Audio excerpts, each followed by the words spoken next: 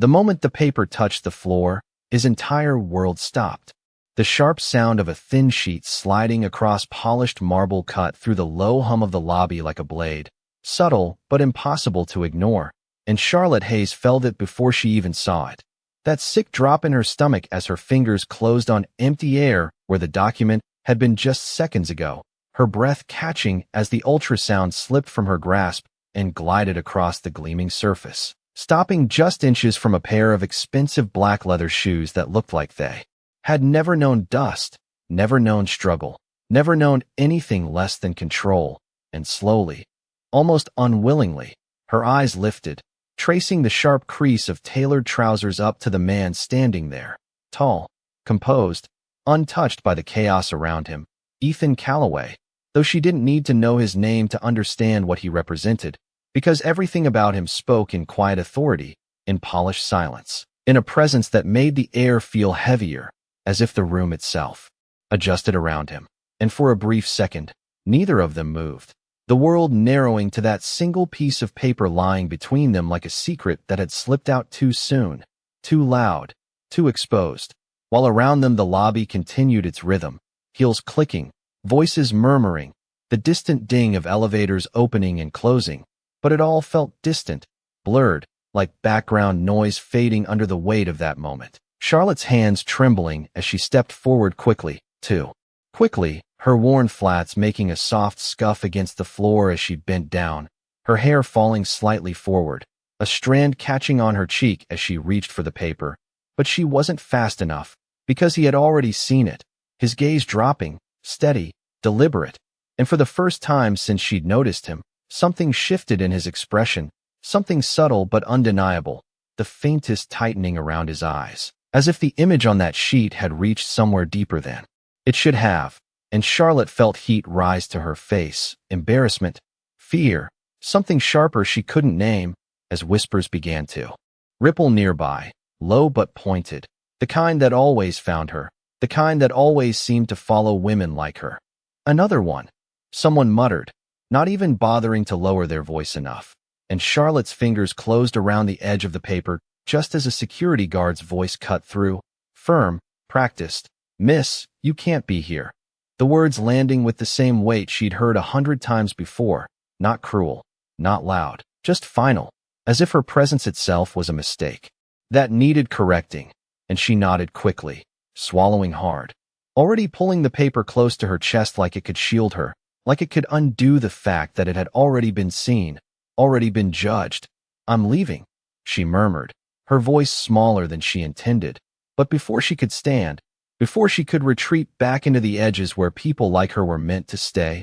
a voice, calm, controlled, cut across the space with quiet precision, let her stay, and everything paused, not dramatically, not loudly, but enough that the guard hesitated, enough that the murmurs faltered, enough that Charlotte froze where she was, her hand still clutching the paper, her heart beating too fast, too loud in her chest, because she didn't need to look up to know who had spoken, and when she did, when her eyes met his again, there was no irritation there, no dismissal, just that same steady focus. But now it carried something else, something heavier, something that made her pulse stutter, as if he wasn't just seeing her, but seeing through her, past her, into something she had tried very hard to keep hidden. And for a moment, neither of them said anything, the silence stretching thin, fragile, until she finally stood, brushing her skirt down with a quick, nervous motion, her fingers still tight around the ultrasound,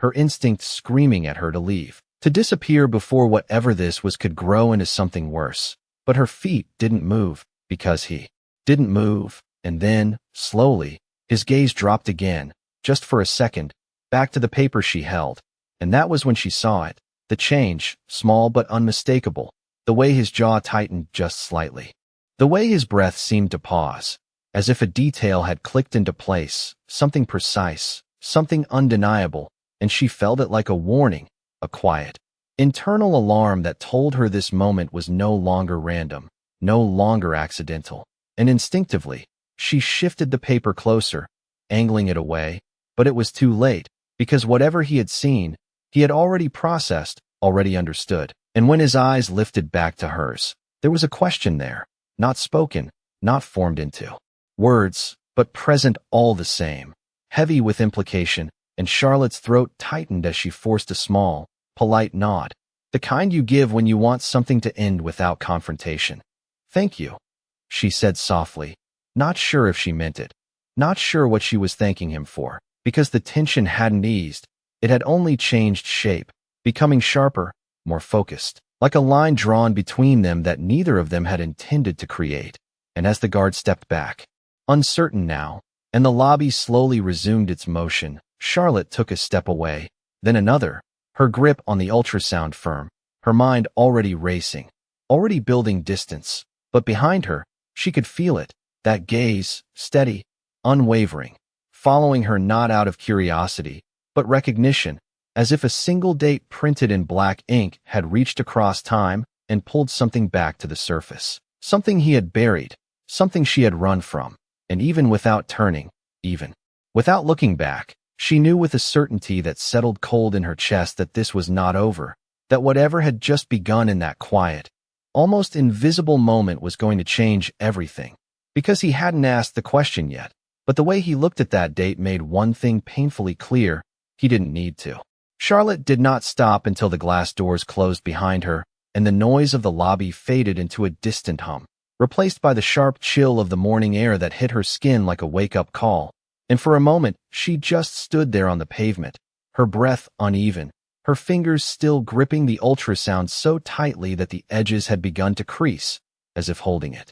harder could somehow rewind the last few minutes, undo the way his eyes had fixed on it, undo the way something had shifted that she could not explain, and she forced herself to move, one step, then another, blending into the steady flow of people heading down the street, business suits, coffee cups, conversations she could not hear because her mind was still back there, replaying that exact second when his expression had changed, subtle but unmistakable, the kind of reaction that did not come from curiosity but from recognition. And that thought alone made her stomach tighten as she turned the corner, her pace quickening, as if distance could make it less real, less dangerous. But it did not, because deep down she knew something had been set in motion, something she had spent months trying to keep buried under routine and silence, and now it had surfaced in the worst possible place, in front of the one person it should never have reached, and she shook her head slightly, almost as if she could physically push the thought away, focusing instead on the practical, on the next step, the job interview she had just lost before it even began, the rent due at the end of the week, the quiet calculations that had become her daily rhythm, and yet none of it could fully drown out the memory of his voice, calm, controlled, cutting through everything with just 3 words, "Let her stay," words that had not felt like kindness, not entirely, but something else, something more deliberate, more focused, and she exhaled slowly, trying to steady herself as she reached the bus stop, the metal bench cold as she sat down, her shoulders sinking slightly, the weight of exhaustion catching up now that the adrenaline had faded, and for a brief second she allowed herself to close her eyes, just long enough to breathe, just long enough to remind herself that she had handled worse, that she had survived worse. That one moment, no matter how sharp, did not define everything. But then the image came back again, uninvited. The way his gaze had dropped to the date, the way his entire posture had stilled, and her eyes opened immediately, her grip tightening again around the paper, because that was the part she could not ignore, the part that did not fit into coincidence or chance. The date was not just a number, it was a point in time she remembered too clearly, a night she had replayed more times than she cared to admit, a night that had not meant anything to him at the time, or at least that was what she had told herself, what she had needed to believe to move forward, to keep going without looking back. And yet now, the possibility that he remembered, that he had connected it in an instant, sent a quiet wave of panic through her chest, subtle but steady, like something unraveling thread by thread, and she lowered her gaze, staring at the ultrasound in her hands, the small grainy image that had become her anchor, her responsibility, her reason to keep pushing through days like this. And for a moment her expression softened, the tension easing just slightly, because this was real, this was certain, this was something no one could take away, no matter what had just happened, no matter who had seen it. And she brushed her thumb gently along the edge before folding the paper carefully, more carefully this time, sliding it back into her bag as if protecting it from the world, from him, from everything that could complicate it further. And just as she did, a black car slowed at the curb across the street, barely noticeable at first, just another vehicle in a line of many. But then the door opened and a man stepped out, sharp suit, composed posture, scanning the area with quiet precision, and Charlotte's breath caught again, not because she recognized him, but because something about the moment felt too aligned, too deliberate, as if the distance she had tried to create was already closing, and instinctively she turned her head away, her body angling slightly, a small movement meant to make her less visible, less noticeable, but the feeling did not leave. That subtle awareness that she was no longer just another face in the crowd.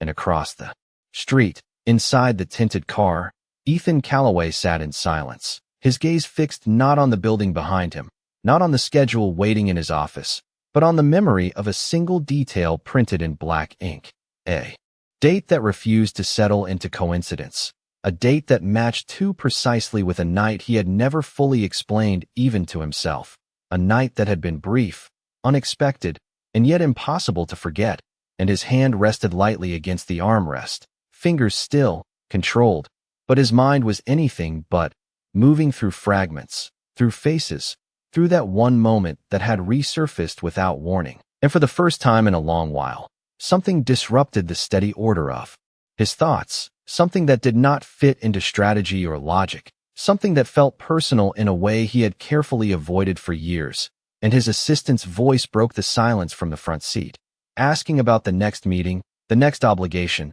the next step in a day that was supposed to follow a clear path. And Ethan did not answer immediately, his gaze shifting slightly, scanning the street, searching without fully acknowledging it, as if part of him expected to see her again in that same moment, in that same place. And when he did not, when the space where she had stood was already empty, already absorbed back into the rhythm of the city, he exhaled slowly, the faintest trace of tension settling in his shoulders, not visible to anyone else, not something anyone would question, but present all the same. And finally he spoke, his voice calm as always, but carrying a quiet weight that had not been there before. Cancel the next meeting, and the driver hesitated for just a second before nodding, adjusting the route without question, because men like Ethan Callaway did not change their schedule without reason. And as the car pulled away from the curb, blending into traffic, one thing became certain without being spoken. This was no longer a passing moment, no longer an accident that could be ignored, because somewhere between a falling piece of paper and a single printed date, the past had found its way back, and neither of them was going to be able to walk away from it as easily as they had before. The bus arrived with a soft hiss of brakes, the doors folding open as Charlotte stepped inside, without really noticing the movement, her body running on instinct while her mind stayed somewhere behind, still caught between a look she could not forget and a possibility she refused to name. And she dropped a few coins into the machine, the metallic clink sounding louder than it should have in her ears as she moved down the aisle, choosing a seat by the window, pressing her bag close against her side as if it held something fragile, something that needed guarding. And as the bus pulled away from the curb, the city began to blur past in reflections of glass and steel, but her thoughts did not move forward with it. They circled back, again and again, to that exact moment when his eyes had changed, because it had not been confusion, it had not been curiosity, it had been recognition, and that difference settled heavily in her chest, tightening with every second she tried to ignore it. And she turned her head slightly, watching the passing streets without really seeing them, her fingers unconsciously brushing the edge of her bag where the folded ultrasound rested, a quiet reassurance that grounded her, reminding her of what mattered, of why she had made the choices she did, even if those choices were now beginning to ripple in ways she could not control. And the bus slowed at a traffic light, idling for a moment, and Charlotte exhaled slowly, forcing her thoughts into something practical, something manageable. She needed another job interview, another opportunity, something that would keep her moving forward, because standing still meant thinking, and thinking meant returning to that night, to that one memory she had locked away carefully, not because it was painful, but because it was complicated in a way she had not been ready to face. And as the light changed and the bus rolled forward again, her mind betrayed her, slipping back anyway, to rain against pavement, to dim lighting, to a quiet conversation that had lasted longer than it should have between two strangers who were not meant to meet again, a conversation that had felt unexpectedly easy, unexpectedly real, before everything had shifted into something unspoken, something neither of them had fully defined, and she pressed her lips together slightly, her gaze dropping to her hands as if that could stop the memory from unfolding further, because it was not the night itself that unsettled her now. It was the idea that he remembered it too, that he had seen that date and connected it instantly, that he had not dismissed it as coincidence. And the thought alone made her chest tighten again, sharper this time, because if he remembered, then questions would follow, and questions would lead to answers she had not prepared to give, not here, not now, not when everything she had built depended on staying unseen. And the bus came to another stop, a few passengers getting off, a few more stepping on, life continuing in its steady rhythm, unaware of the shift happening quietly in one corner seat. And Charlotte leaned her head lightly against the window, the cool glass grounding her as she closed her eyes for just a second, just long enough to steady herself, just long enough to remind herself that she had control, that she could choose what to reveal and what to keep hidden, that no one had the right to demand more than she was willing to give. And across the city, high above the noise and movement, Ethan Calloway stood by the floor-to-ceiling windows of his office, the skyline stretching out before him in clean lines and distant motion. But his focus was not on the view, not on the meetings waiting to be rescheduled, not on the decisions that usually filled his mind with precise clarity. Instead, it remained fixed on a single detail that refused to settle into logic. And his reflection in the glass looked as composed as ever, controlled, steady, but his thoughts moved differently now, less ordered, less predictable, as if something had shifted beneath the surface, something that could not be categorized or dismissed with the same ease as everything else. And he turned slightly, his gaze moving to the file his assistant had placed on the desk moments earlier, Charlotte Hayes. The name typed neatly at the top, simple, unremarkable at first glance, but it carried weight now, more than it should have, and he stepped closer, picking it up with deliberate calm, flipping it open without hesitation, his eyes scanning the details: age, previous employment, gaps that hinted at more than they explained. And then his gaze paused, not on the listed information, but on the absence of something he had expected to see, something that confirmed what he already knew. She had not written anything about a child, not a word, not a mention, and his jaw tightened slightly, not in frustration, but in recognition of intent. She had chosen to keep that hidden, deliberately, carefully, and that choice spoke louder than any detail on the page. And he closed the file slowly, placing it back on the desk with measured precision, because this was no longer about coincidence. It was about understanding why she had disappeared without a trace, why she had never reached out, why she had chosen silence over explanation. And for the first time in years, Ethan felt something unfamiliar press against the edges of his control, not anger, not confusion, but something closer to urgency, subtle but undeniable. And he turned back, toward the window, his reflection meeting his gaze again, steady, focused, but now carrying a quiet decision that had already been made before it was spoken: find her, because whatever answers she was holding, whatever truth had been hidden behind a single printed date, he was not going to let it remain unanswered any longer. The afternoon light stretched long across the narrow street as Charlotte stepped off the bus, the doors closing behind her with a soft mechanical sigh that felt louder than it should have, and she adjusted the strap of her bag on her shoulder, her posture straightening slightly as she walked toward the small row of shops that lined the block, familiar, modest, a world away from glass towers and polished floors.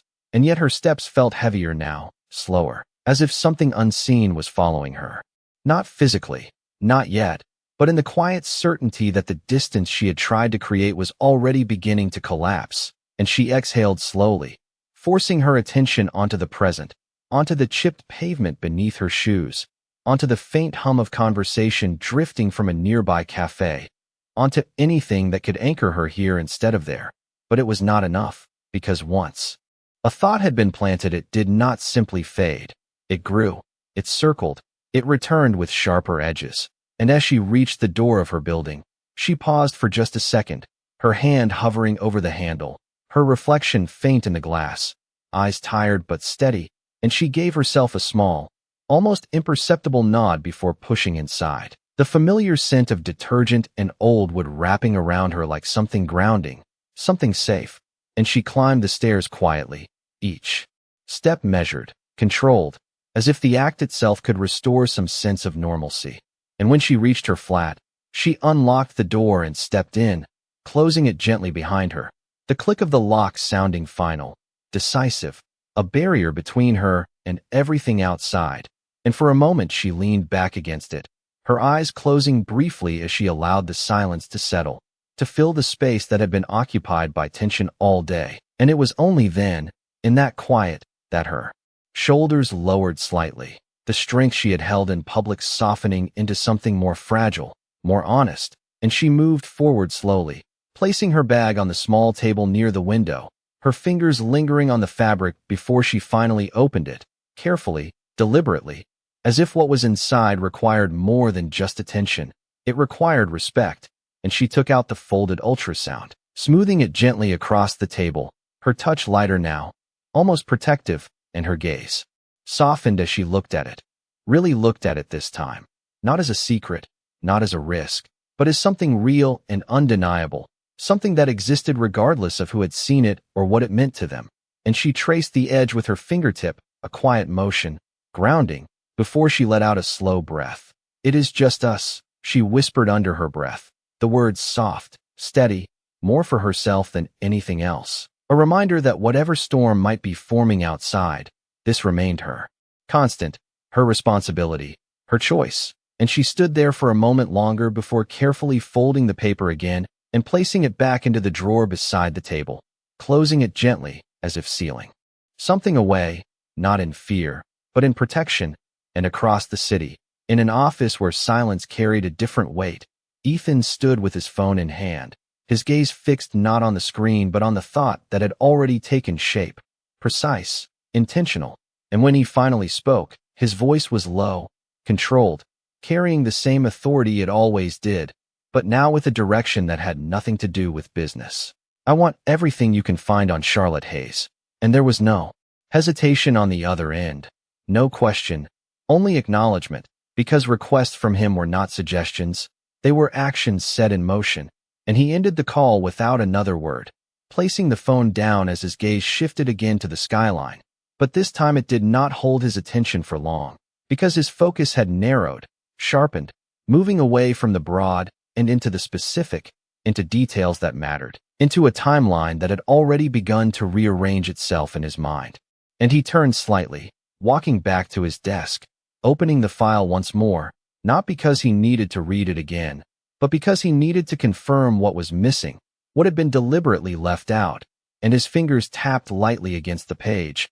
a subtle rhythm that betrayed nothing to anyone else, but carried thought beneath it, calculation, connection, and something quieter, something closer to resolve, because he had seen the date. And dates did not lie, they aligned or they did not. And this one had aligned too perfectly to ignore. And as the minutes passed, information began to return, piece by piece, addresses, previous employers, gaps that filled themselves with context, and then a pause, a brief delay before the next detail came through. And when it did, it was simple, understated, but it shifted something again, recent medical records, prenatal appointments, consistent, regular, confirming what he had already seen with his own eyes. And Ethan's expression did not change, not outwardly, but his hands stilled completely now, the quiet tapping gone, replaced by stillness that carried weight, and he leaned back slightly, his gaze lowering for a fraction of a second before lifting again,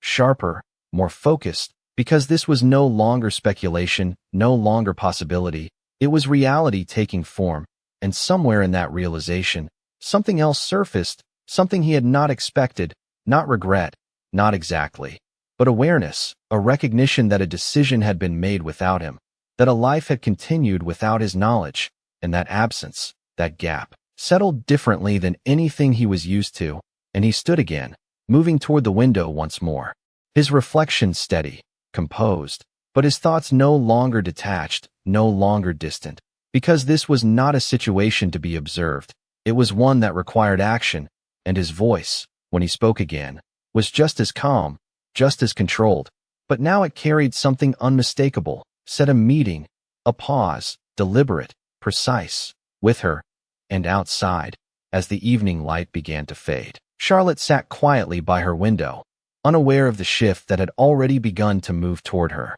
unaware that the distance she had tried to create was already closing with each passing moment, because some things, once revealed, did not stay hidden, and some connections, once recognized, did not allow themselves to be ignored. The night settled quietly over the city, the soft glow of streetlights stretching across the pavement as Charlotte sat at the small table by her window, a mug of tea cooling untouched in her hands, her gaze distant even though the room around her was still, familiar, safe in a way the outside world never quite was, and yet that sense of safety felt thinner now, like something fragile that could crack under the weight of what she knew was coming, even if she could not see it yet, and she exhaled, slowly, lowering the mug as her fingers traced the faint rim, grounding herself in something simple, something real, because the silence had become too loud, filled with thoughts she could no longer push aside, and she stood after a moment, moving toward the small drawer where she had placed the ultrasound earlier,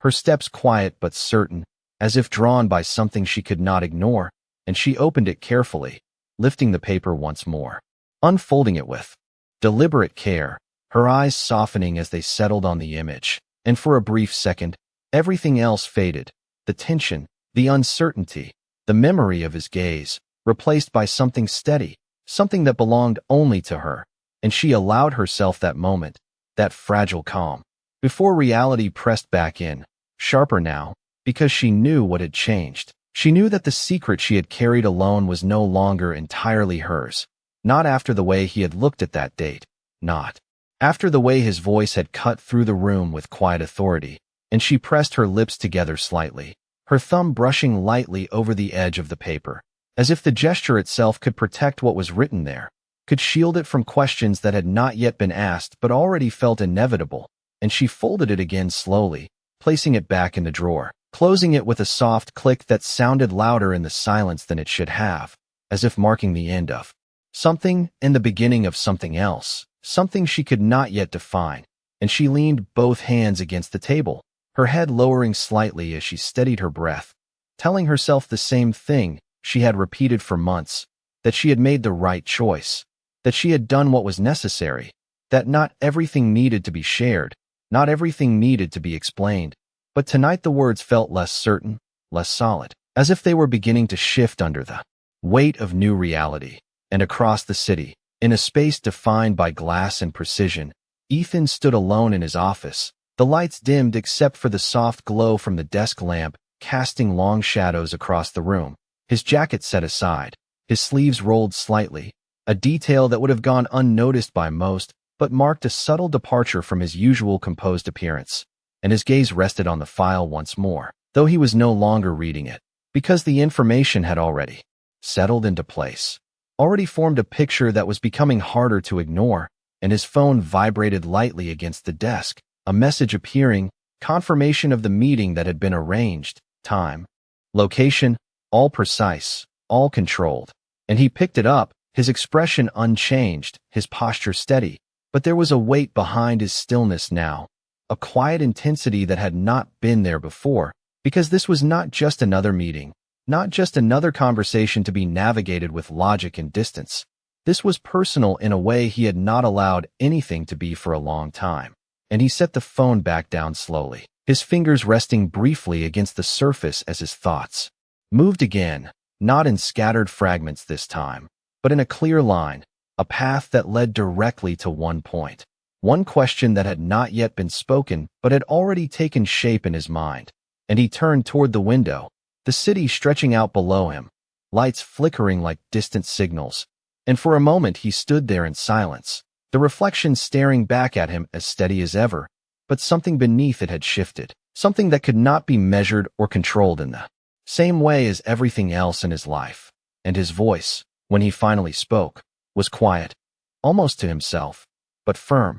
Tomorrow. And the word carried more than just time. It carried intent, decision, the understanding that whatever had begun that morning was not going to remain unresolved. And back in her small flat, Charlotte moved toward the window, the curtains slightly drawn as she looked out at the street below. The occasional car passing, the distant hum of the city settling into night. And she wrapped her arms lightly around herself, not out of fear, but out of instinct, as if bracing against something she could feel approaching even if she could not see it yet. And she closed her eyes briefly, drawing in a slow breath, reminding herself again that she had control over her story, over what she chose to say and what she chose to keep, that no one could take that from her, not even him, not even someone who had the power to change everything with a single decision. And when she opened her eyes again, there was a quiet resolve there, not loud, not dramatic, but steady, because whatever happened next, whatever questions came, whatever truths surfaced, she knew one thing with absolute certainty. She would protect what mattered most, no matter the cost. Even if it meant standing in front of him again. Even if it meant facing a past she had tried so carefully to leave behind. Because some choices were not about fear, they were about responsibility. And as the night deepened around her, one truth settled quietly into place. The moment that had begun with a single falling piece of paper was far from over. It was only just beginning to unfold. The morning came too quickly, the pale light filtering through the thin curtains as Charlotte stood in front of the small mirror by her door, her reflection steady but her thoughts anything but, and she adjusted the sleeve of her blouse with careful precision, smoothing a crease that did not really exist, a quiet habit that helped her focus, helped her feel in control even when everything inside her felt uncertain, and she exhaled slowly, her gaze lingering on her own eyes for just a second, longer than usual, as if searching for something there. Something that could reassure her that she was ready for what was about to happen. But readiness felt like a distant concept now, replaced instead by a quiet determination that had settled overnight, firm and unyielding, because she knew there was no avoiding this, no stepping around it, only through it, and she reached for her bag, her fingers brushing against the fabric where the ultrasound rested inside, a small, grounding reminder of what mattered most, and she nodded once, a subtle motion, before turning and stepping out, the door closing behind her with a soft click that felt heavier than usual, like the beginning of something she could not turn back from. And outside, the air was crisp, the street already awake with movement, people passing by with purpose, unaware of the weight carried by one quiet figure moving among them. And Charlotte kept her pace steady, her posture composed, even as her mind ran ahead to the moment she would walk back into that building, to the moment she would see him again. And across the city, high above the rhythm of the morning, Ethan stood by his desk, already dressed, already composed, his presence as controlled as ever. But there was a subtle tension beneath it, a quiet anticipation that sharpened his focus rather than disrupted it. And his assistant moved efficiently through the room, placing a file, adjusting a schedule, speaking in calm, measured tones, but Ethan barely acknowledged any of it, because his attention was fixed on one thing, one meeting that did not fit into the usual structure of his day, one conversation that could not be handled with distance or detachment. And when the door closed behind his assistant, leaving the room in silence, he stepped forward slightly, his gaze lowering to the desk where the file rested, Charlotte Hayes, the name no longer neutral, no longer just another entry. And he did not open it this time, because he already knew what it contained and what it did not. And instead he turned, moving toward the window, his reflection meeting him once more, steady, composed, but carrying something new, something that had been building since the moment that piece of paper had touched the floor.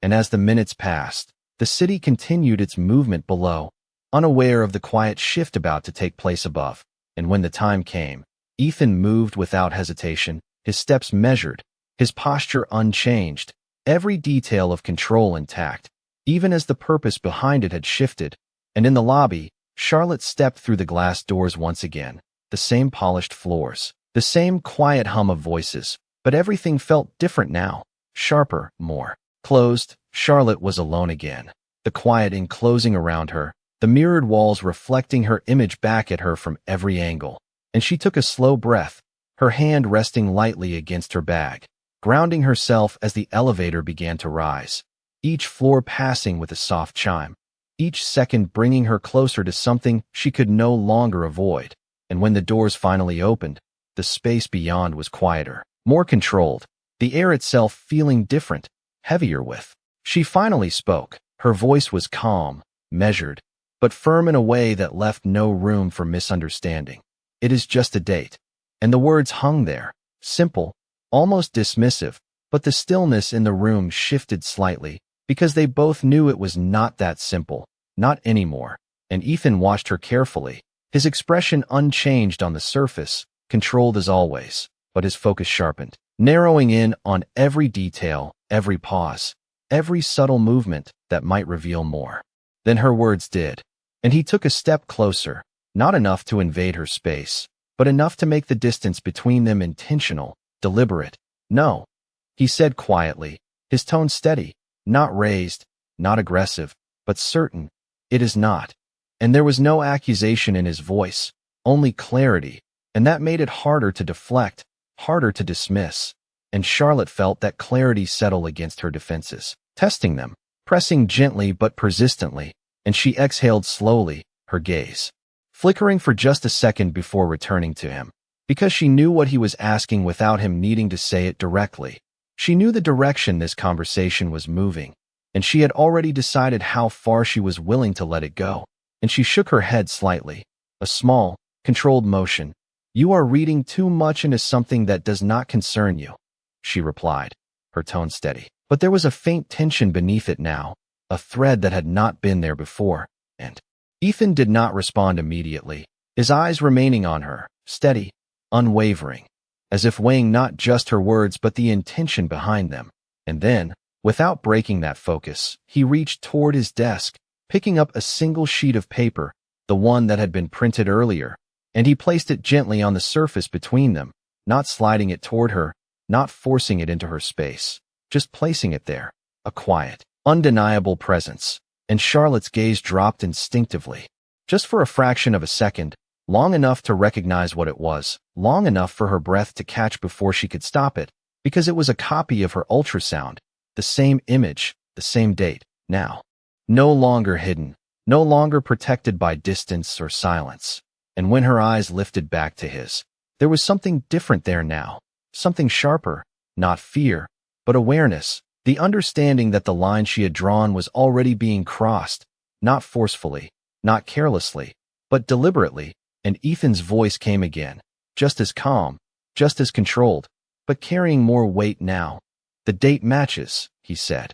not as a question, not as an accusation, but as a fact, and the words settled into the space between them with quiet certainty, and Charlotte's shoulders stiffened almost imperceptibly, the reaction subtle but real, and she held his gaze for a long second, her mind moving quickly, measuring, deciding, because this was the moment she had anticipated without wanting to, the moment where silence would no longer be enough, where deflection would no longer hold, and she could feel the shift happening. The balance tipping from control into something more uncertain, and she straightened slightly, her posture firming, her voice steadying as she spoke again. "Even if it does, that still does not make it your concern." And there was strength in that statement, quiet but undeniable, the kind that came from someone who had already made difficult choices and was prepared to stand by them. And for a brief second, the room fell silent again, the tension not explosive but dense, layered, built from everything that had not been said yet,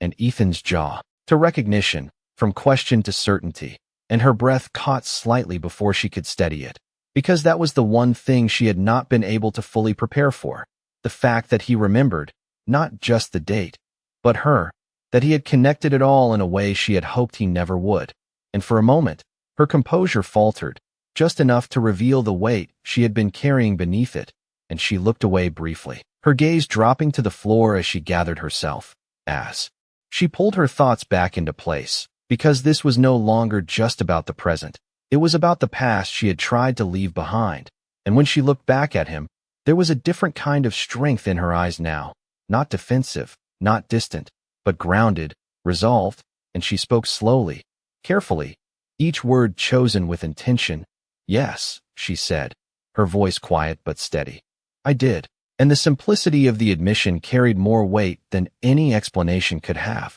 And the silence that followed was no longer uncertain. It was charged, filled with the understanding that the truth was no longer hidden, not entirely, and that whatever came next would not be avoided, not by either of them. The word lingered in the air long after Charlotte said it, quiet but final, and for a moment neither of them moved, as if the room itself had paused to absorb the weight of that simple admission, and Ethan's gaze remained fixed on her, sharper now, more focused, because confirmation changed everything. It turned uncertainty into direction, into something that could no longer be ignored or dismissed, and he took a slow breath, controlled, measured, before speaking again, his voice lower, steadier, but carrying a depth that had not been there before. Why? He asked, and it was not a demand, not an accusation, but a question that held more than curiosity. It held something closer to understanding, something that reached back to a moment neither of them had fully defined until now.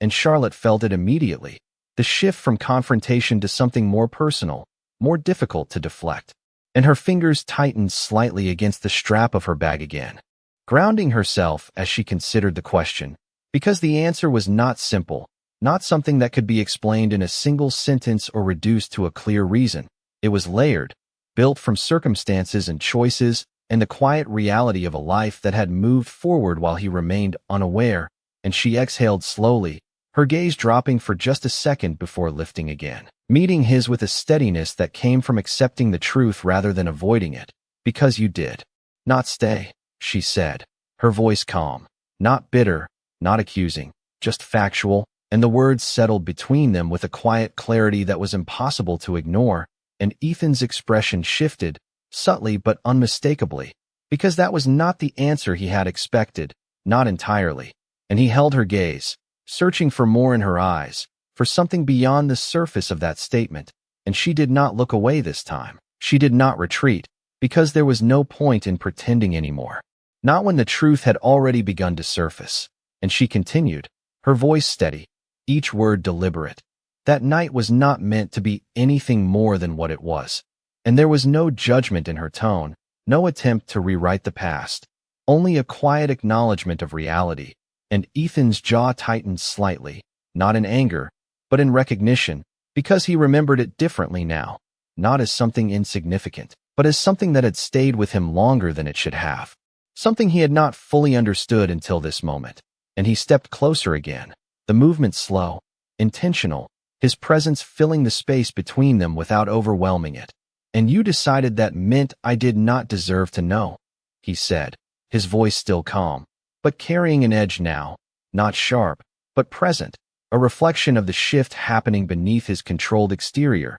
And Charlotte inhaled quietly, the question landing exactly where she had known it would, and she shook her head slightly, her expression softening just enough to reveal the truth beneath her composure. No, she replied, her tone gentle but firm. I decided that I did not need you to, and the distinction mattered. It changed the direction of the conversation, shifted it away from blame and toward choice. And for a moment the silence returned, heavier now, layered with everything that had been said and everything that still remained unspoken. And Ethan's gaze did not waver, but something in it changed again, something quieter, more introspective, as if he was processing not just her words but the reality they represented. A life that had continued without him, a decision made in his absence that he could not undo. And he exhaled slowly, his shoulders lowering just slightly, the tension in his posture easing not from resolution but from understanding. And when he spoke again, his voice was softer, but no less certain. It is my child. And this time it was not framed as a question, not left open to interpretation. It was a statement, clear and direct, and Charlotte felt it settle in the space between them, the final piece of a truth that had already been forming. And she held his gaze for a long second, the weight of that statement pressing against everything she had built, everything she had protected, and she did not deny it. She did not deflect it, because there was no reason to anymore. And she nodded once, a small, controlled motion that carried more meaning than any explanation could, and the room seemed to shift again, the air itself feeling different now that the truth had been fully acknowledged, no longer hidden, no longer implied, but spoken. And Ethan turned, slightly, his hand resting briefly against the edge of his desk as he absorbed that confirmation, his thoughts moving quickly beneath the surface, adjusting, recalibrating, because this was not just information, it was responsibility, it was consequence, it was something that demanded action in a way he had not anticipated, and he looked back at her, his gaze steady but carrying something new, something that had not been there before, not authority, not control, but something closer to connection, to understanding, and when he spoke again, his voice was calm, but there was a quiet determination beneath it. Then this changes things, and Charlotte felt the words immediately, not as a threat, not as a promise, but as a shift, a turning point that neither of them could step away from, and she straightened slightly, her posture firming as she met his gaze without hesitation, her voice steady, grounded in the certainty she had held from the beginning.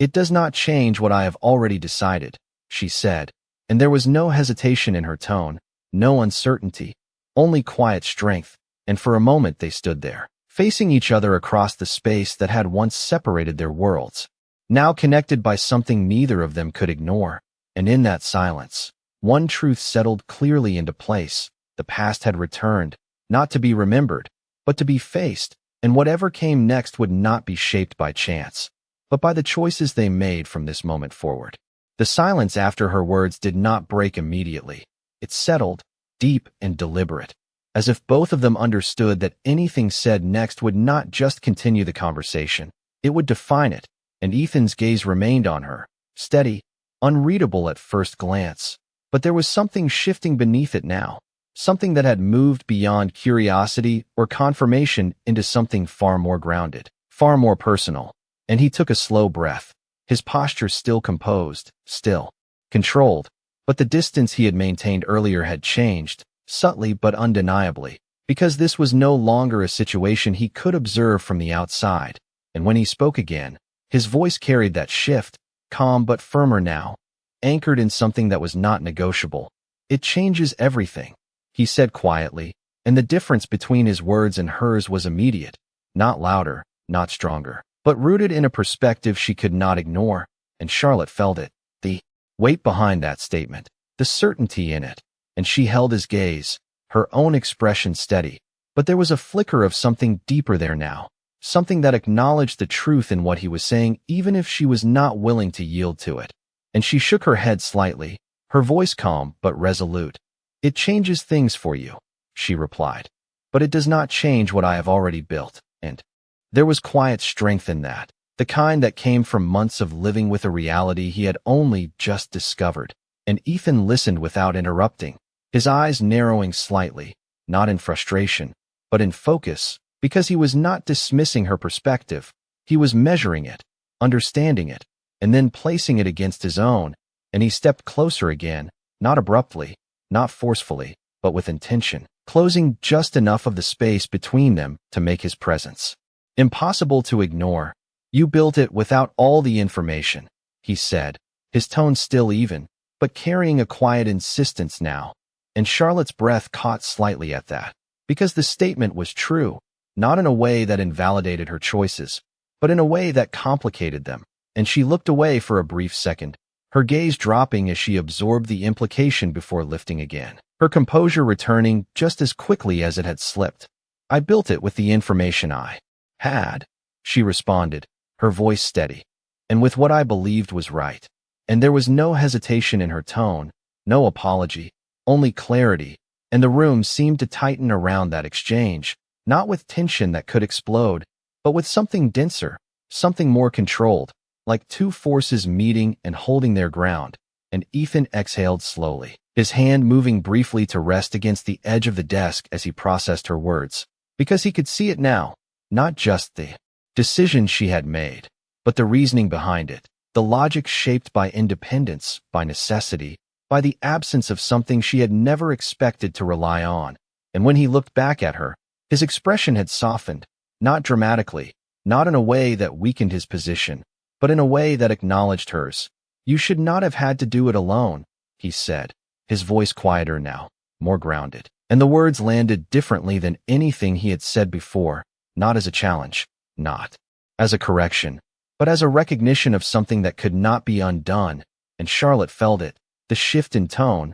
the change in direction, and for a moment her defenses lowered just slightly, enough for something real to show through, something that had been buried beneath composure and control, and she inhaled slowly, her eyes softening as she responded. "But I did," she said simply, and the simplicity carried weight. It carried months of quiet effort, of decisions made without consultation, of responsibility carried without sharing, and the silence that followed was not empty. It was full, layered with understanding that had not been there before, and Ethan straightened slightly, his posture resetting, not into distance, but into clarity, because this was not about revisiting what had already happened. It was about what came next, and his gaze remained steady as he spoke again, his voice calm but firm. "Then you will not have to anymore." And there was no arrogance in the statement, no assumption, only certainty, and Charlotte felt it immediately, the implication, the shift from past to future. And her expression tightened slightly, not in rejection, but in caution, because this was where their perspectives diverged most sharply, and she shook her head again, her voice measured but unyielding. "You do not get to decide that," she said, and the words were not harsh, not confrontational, but they were clear, setting a boundary that had been built long before this moment, and Ethan did not react immediately, his gaze holding hers, absorbing the resistance, understanding it rather than pushing against it. And then he nodded once, a small, controlled acknowledgement that did not signal agreement, but recognition. "You are right," he said quietly, and the admission shifted the space again, subtly but meaningfully, because it removed the element of control she had expected him to assert, and replaced it with something else, something more deliberate. "But I do get to be involved," he continued, his tone steady, leaving no room for misinterpretation. And Charlotte's breath slowed as she absorbed that, the words settling into place, not as a demand, but as a reality she could not easily dismiss. And she held his gaze for a long second, the weight of everything pressing between them, past and present colliding in a way neither of them could undo. And in that moment, something shifted again, not dramatically, not visibly, but internally, a quiet recognition that this was no longer a situation she could manage alone, no matter how much she wanted to, and she exhaled slowly, her shoulders easing just slightly as she spoke, her voice softer now, but no less steady. "Involvement does not mean control," she said, and the statement was simple, but it carried everything she needed it to. A condition, a boundary, a line that could not be crossed, and Ethan met her gaze without hesitation, his expression calm, but his eyes reflecting a level of understanding that had not been there before, and he nodded once more, this time more firmly, more intentionally. "Understood," he replied, and for the first time since the conversation began, the tension between them shifted into something else, something that was not resolution, not yet, but something closer to alignment, fragile, incomplete, but real, and as the silence settled again, it no longer felt like avoidance. It felt like a pause between decisions, a moment where both of them understood that what came next would not be simple, but it would be shared, whether either of them had planned for it or not. The quiet agreement between them did not feel like resolution. It felt like the beginning of something far more complex, something that neither of them could fully define yet. And for a moment they stood there without speaking, the space between them no longer filled with resistance, but with a cautious understanding that had not existed before, and Charlotte shifted her weight slightly, her hand still resting against her back, grounding herself in the familiar as her thoughts moved forward, beyond the moment, into what this would actually mean in reality, not just words exchanged in a controlled office, but decisions, changes, presence, and she exhaled slowly, her gaze steady as she broke the silence. "What does involvement look like to you?" she asked, her tone calm but deliberate, because this was where clarity mattered, where assumptions could not be allowed to grow unchecked, and Ethan did not answer immediately, his expression thoughtful, not distant, but focused in a way that suggested he was considering the question seriously rather than responding out of instinct, and he moved slightly, stepping back toward his desk, not to create distance, but to give the conversation structure, to place it on ground that felt more defined, and his fingers rested lightly against the edge as he spoke, his voice even, measured. "It means I am present," he said, and the simplicity of the answer was intentional, not vague, but foundational, and Charlotte listened without interrupting. Her eyes fixed on him as she waited for more, and he continued, his tone steady. "It means I take responsibility for what is mine." And there was no hesitation in the statement, no uncertainty, only clarity, and that clarity settled into the room with a weight that could not be ignored, and Charlotte felt it, the difference between empty promises and something that carried intent, and she nodded slightly, acknowledging the words without fully accepting them yet, because intent alone was not enough, not in a situation that would shape everything moving forward, and she tilted her head just slightly, her voice still calm but more precise now. "Responsibility is not just presence," she said. "It is consistency." And the word lingered, deliberate, because it was the one thing she had built her entire life around, the one thing that could not falter, and Ethan's gaze sharpened slightly at that, not in disagreement, but in recognition, because he understood the implication immediately, that this was not about showing up once, or making a decision in a single moment. It was about sustaining it, maintaining it, and he nodded once, more firmly this time. "Agreed," he said, and there was no resistance in the acknowledgement, only alignment, and the conversation shifted again, subtly but meaningfully, moving from uncertainty into something more structured, more grounded in reality, and Charlotte allowed herself a small breath, her shoulders easing just slightly as she processed that, because agreement did not mean resolution, but it was a step, and she glanced briefly toward the window before returning her gaze to him, her voice quieter now, but no less steady. "This is not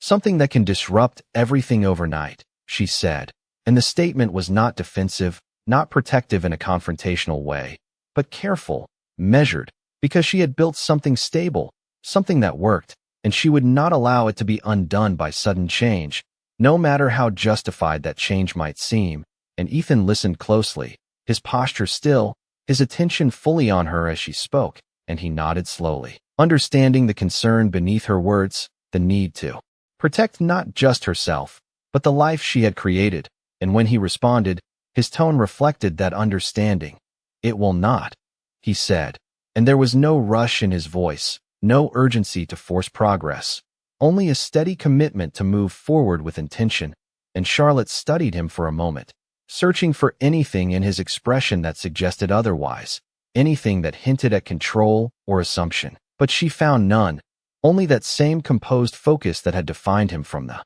beginning, now directed towards something far more personal. And she exhaled quietly, her fingers loosening slightly against the strap of her bag, a small sign of the tension easing, and she nodded once, a subtle acknowledgement that did not signal complete trust, but did not reject the possibility either, and the room fell into a brief silence again. But this time it was different, less weighted, less uncertain, as if both of them had found a point to stand on, even if the path ahead remained unclear. And after a moment, Charlotte shifted slightly, her posture straightening as she prepared to step away from the conversation, not to end it, but to allow it to settle, to give both of them space to process what had just been established. And she glanced toward the door before looking back at him, her voice calm, composed. "I need time," she said, and the words were simple, but they carried everything she needed them to, not a rejection, not a delay out of avoidance, but a necessary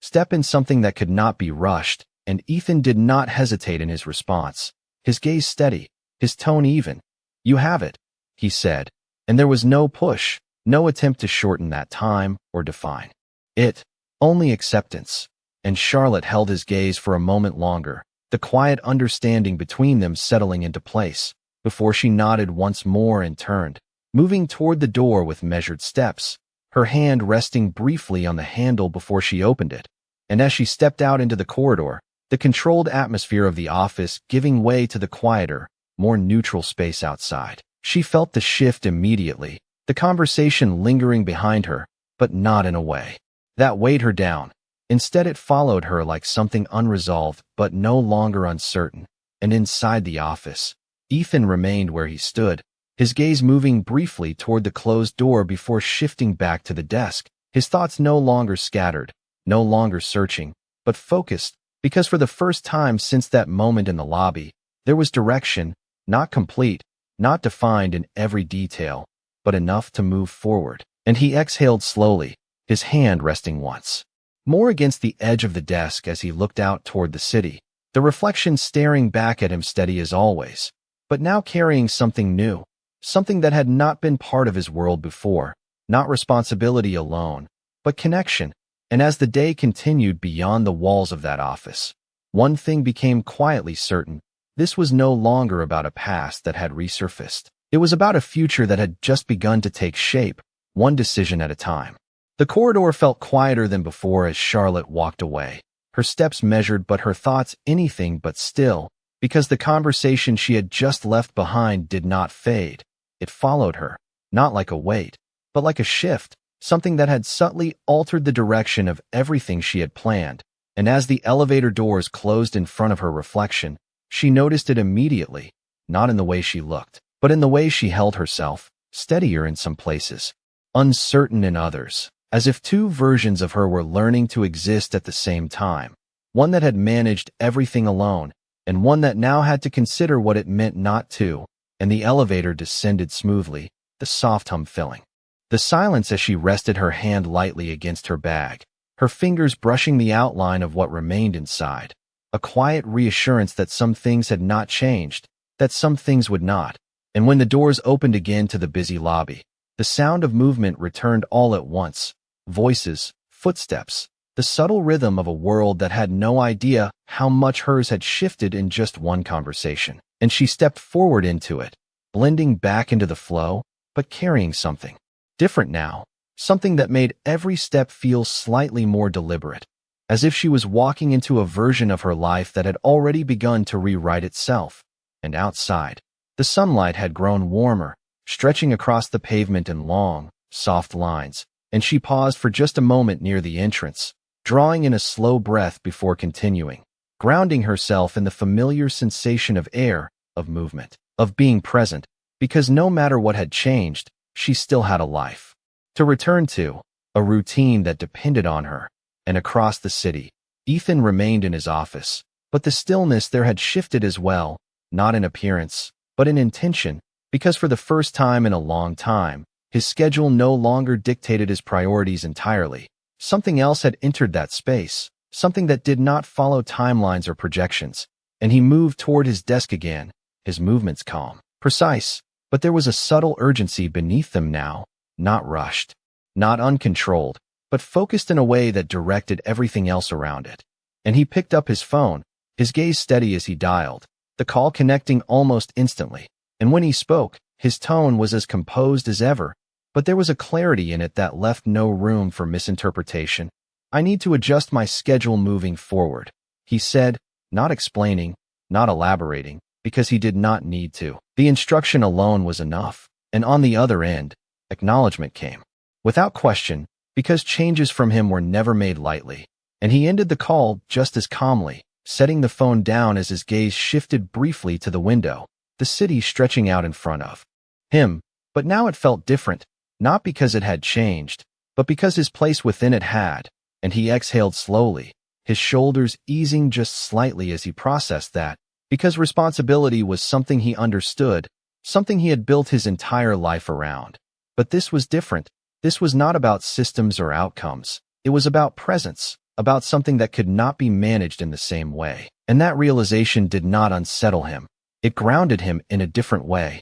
one that required a shift in how he moved forward. And later that afternoon, Charlotte stepped back into her flat, the familiar quiet wrapping around her once again. But it no longer felt exactly the same, not after what had been said, not after what had been acknowledged, and she set her bag down gently, her movements slower now, more thoughtful, as if she was adjusting to a new rhythm she had not chosen but could no longer ignore, and she moved toward the window, looking out at the street below, watching as people passed, as life continued without interruption, and for a moment she allowed herself to stand there without thinking, without analyzing, just observing, letting the reality settle without trying to control it. And after a few seconds, she turned, walking toward the small drawer once again, her fingers opening it with the same careful motion as before, and she took out the ultrasound, unfolding it slowly. her eyes resting on it with a softness that had not changed. Because this, at least,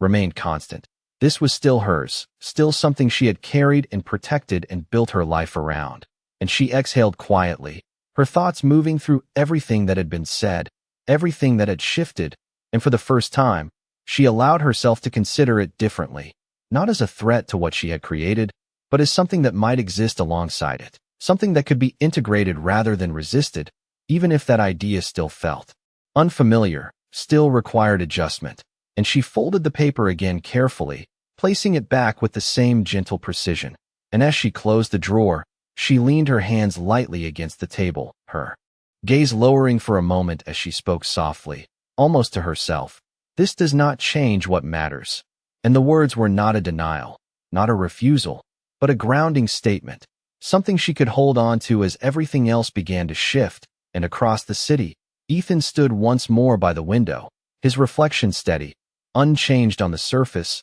but there was a quiet difference in the way he looked at the world beyond it, not as something to control or direct, but as something he was now more deeply connected to in a way he had not anticipated. And as the light began to fade into the softer tones of evening, one truth settled quietly into both of their lives, separate but shared. The future was no longer something either of them would face alone, not entirely. And while the path ahead remained uncertain, one thing had already begun to take shape with quiet clarity. Whatever came next would not be defined by what had been hidden, but by what they chose to build from here. The next morning arrived with a quieter kind of clarity, not the sharp, overwhelming realization of the day before, but something steadier, something that settled into the spaces between thoughts and made everything feel more deliberate. And Charlotte noticed at the moment she opened her eyes, the way her mind did not immediately race, did not circle back to the same moment in the lobby or the same conversation in the office.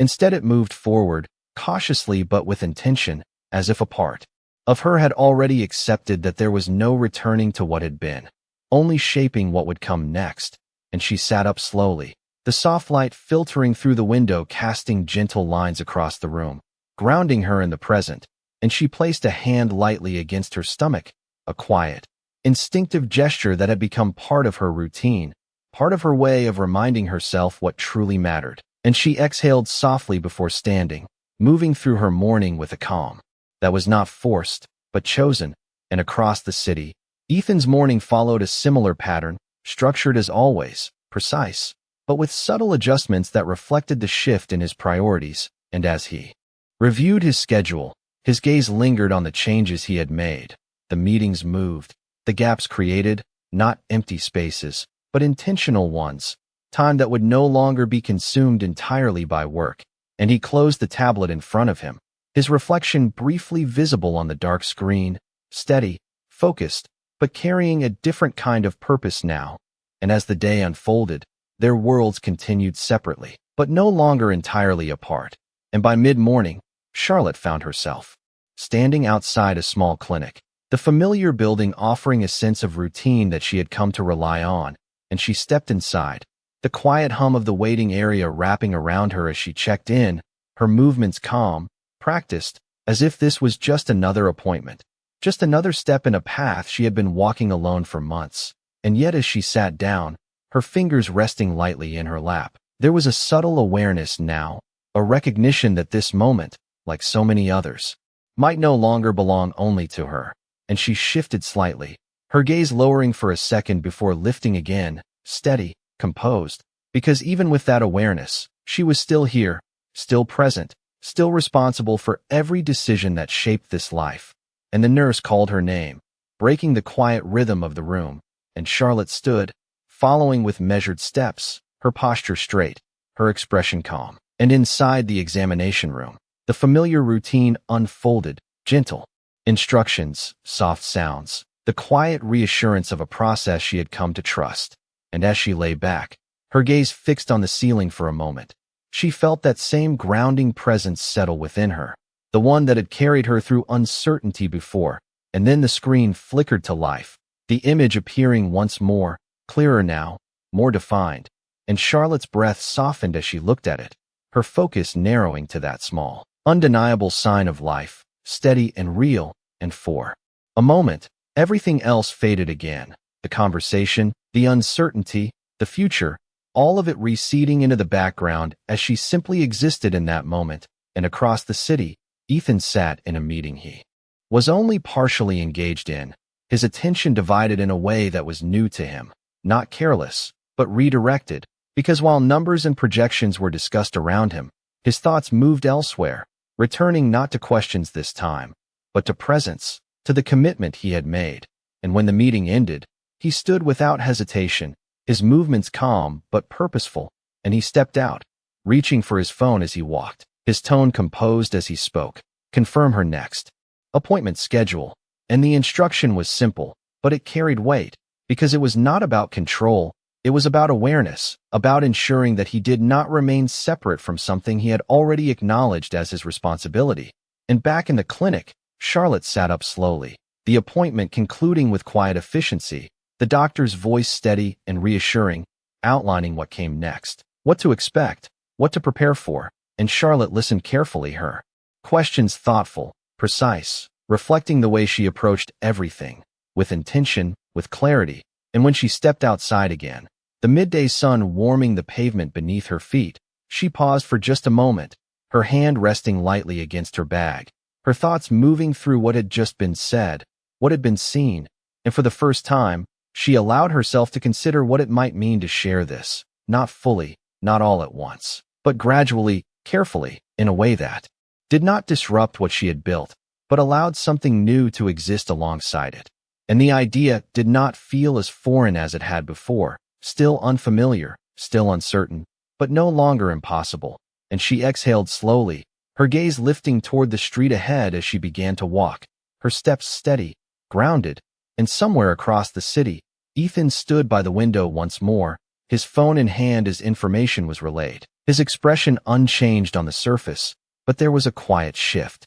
in the way he listened, in the way he processed each detail, not as data, but as connection, as something that tied him to a reality he was only just beginning to understand. And as he ended the call, placing the phone down with measured calm, one thought remained clear, not urgent, not overwhelming, but steady and undeniable. This was no longer about catching up to what he had missed. It was about showing up for what was still to come. And as the day continued, unfolding in its usual rhythm, one thing became quietly certain. The distance between their lives was no longer measured in space, but in choices, and with each step forward, that distance was beginning to close, not all at once, but in ways that would shape everything that followed. The afternoon light softened into a warm, golden glow as Charlotte walked slowly along the quiet street, the gentle rhythm of her steps matching the steady calm that had begun to settle within her, not the kind of calm that came from certainty, but the kind that came from acceptance, from understanding that not everything needed to be resolved immediately, that some things unfolded over time, one decision at a time. And she paused briefly near a small park, her gaze drawn to the open space, where children played, their laughter light and unburdened, echoing softly through the air. And for a moment she simply stood there, watching, her expression thoughtful, her hand resting lightly against her stomach in a gesture that had become second nature. And there was something different in the way she looked at the scene now, not just imagining the future she had planned, but allowing space for something more, something that included another presence, not as a disruption, but as a possibility. And she exhaled slowly, her shoulders easing as she turned and continued walking, her steps steady, grounded, because whatever came next would not erase what she had built. It would grow from it, shaped by the same strength that had carried her this far. And across the city, Ethan stood in a quiet office that no longer felt like the center of everything, but simply one part of a much larger reality. And he moved toward the window as he had done countless times before, but this time, his reflection did not feel detached from the world beyond it. It felt connected, as if the glass no longer separated him from what mattered, and he rested his hand lightly against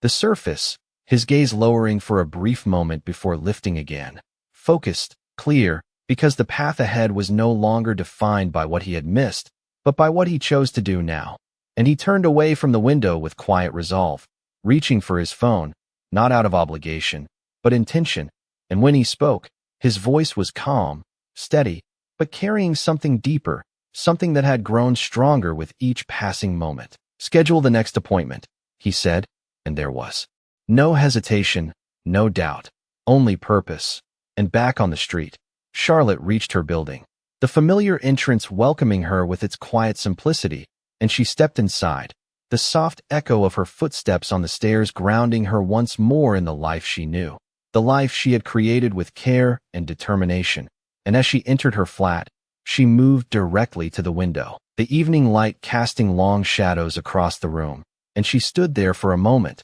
her reflection faint against the glass, her eyes thoughtful but steady, and she reached for the small drawer beside the table, opening it with the same careful motion as before, lifting the ultrasound once more. But this time when she looked at it, something had changed, not the image itself, not the reality it represented, but the way she held it, the way she allowed her thoughts to move around it, no longer confined to a single path, no longer defined by isolation. And she traced the edge gently with her fingertip, her breath softening as she spoke quietly. "We are not alone anymore." And the words were not filled with fear, not weighed down by uncertainty. They carried a quiet strength, a recognition of something that had shifted beyond her control, but not beyond her acceptance. And she folded the paper carefully, placing it back in the drawer, closing it with a gentle motion that felt less like sealing something away and more like preserving something that was now shared. And as she stepped